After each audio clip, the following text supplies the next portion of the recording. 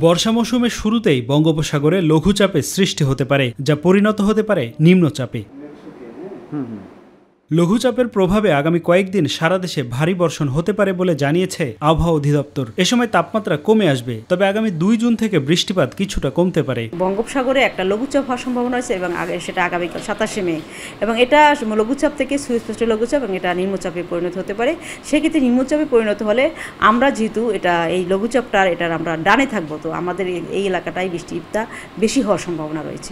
এলএমই certified বিশ্বসেরা কপারে তৈরি Walton cables, যা আপনার স্থাপনাকে রাখবে সব সময় নিরাপদ। আবহাওয়াবিদ শাহনাজ সুলতানা জানিয়েছেন, বজ্রপাতে মৃত্যু কমাতে পদক্ষেপ নিচ্ছে সরকার, তবে সচেতন থাকতে হবে সাধারণ মানুষকে। লাইটেনিং এর একটা অ্যালার্টের ব্যাপারে বলছে আমরা অনেকটাই সোচ্চার হয়েছি, এবং আমরা যখনই আমরা এই লাইটেনিং এর যে ইয়েটা দেখি, সেই মেঘের হাইট দেখি, আমরা বলি স্কুমুলোনিম্বাস ক্লাউড, মানে মেঘ, এই মেঘটা যখন দেখি আমরা তখন লাইটেনিং অ্যালার্ট দিয়ে থাকি। এবছর থেকে সেটা চালু করেছি। 1 নম্বর পয়েন্ট হচ্ছে আপনারা বাহিরে বের হবেন না।